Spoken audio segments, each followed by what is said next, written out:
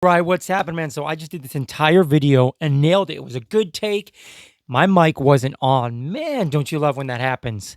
I just step away and yell out a bunch of curse words and then regather myself because we're going to do this again. So, to start from the top, today we are talking about baldessarini Ambre. Anybody that knows my channel knows that I love baldessarini Ultimate. So naturally, I get a lot of messages from people saying, hey, what about baldessarini this? What about baldessarini that?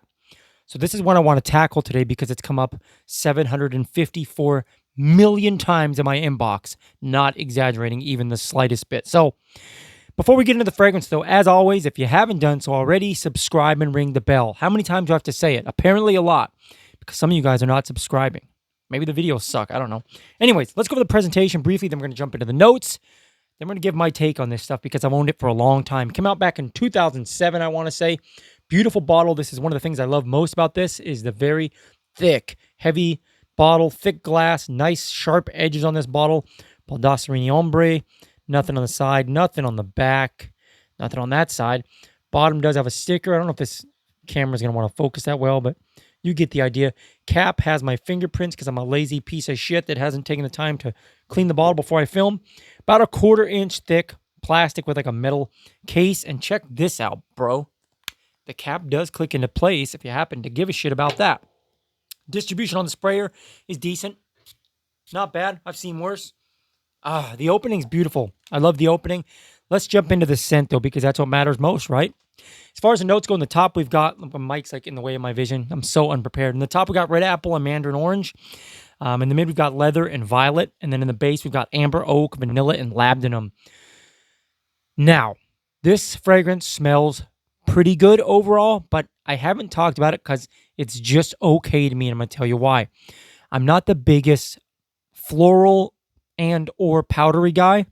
Sometimes I'm in the mood for a powdery fragrance, but it's only certain fragrances that I reach for. This one, to me, to simplify it and not waste too much of your time, because I know audience retention is a bitch on these platforms. You guys' attention spans are like a gnat. What stands out the most to me is the mandarin orange and the violet and a little bit of amber and a little bit of leather. So what rubs me the wrong way, I think, is the violet.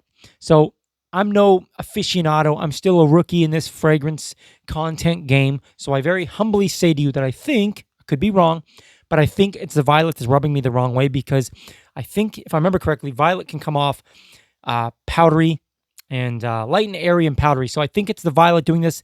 The violet mixing with that mandarin orange has given this dry, dusty, slightly floral, powdery orange smell that, like I said, is a little dry and dusty and just rubs me the wrong way. The leather's very subtle, and the amber's a little subtle, but for the most part, the base notes in this and like the foundational base in general, like doesn't even exist to me. I wish there was more woods. I wish there was more vanilla, but to me, this opens up with the bright mandarin orange and a little bit of the red apple, and then you get a subtle leather and violet, and the violet kind of just takes the wheel from there with a little bit of residual mandarin orange and just rides off into the sunset, and then it just fades off of my skin. That's it. It just dries down into a violet, mandarin orange, light and powdery scent, and to me, it just kind of rubs me the wrong way. I don't like it that much, to be honest. It's just okay. Now, if you do like that style fragrance, to me, this smells feminine. I'll say that right now. Maybe I'm by myself in saying that, but to me, this stuff smells feminine. Way more than a masculine fragrance. It smells more like, what the hell am I even saying? Blech, let's try that again. It smells way more feminine than masculine. What am I saying? I don't like it that much for that reason. It just sits on my skin the wrong way, at least to my nose. Maybe it's just me.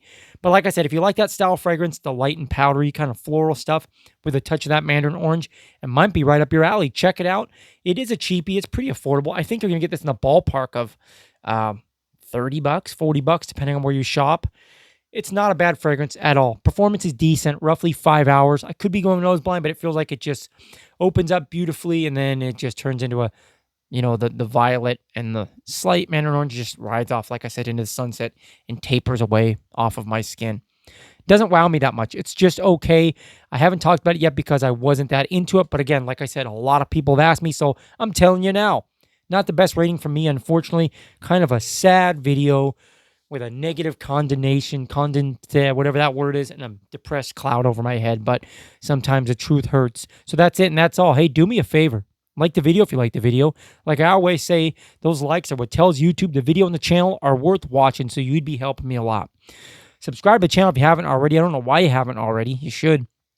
Until next time, guys, take your vitamins and hit the gym. Stay improving. God bless. Be well. I'm out.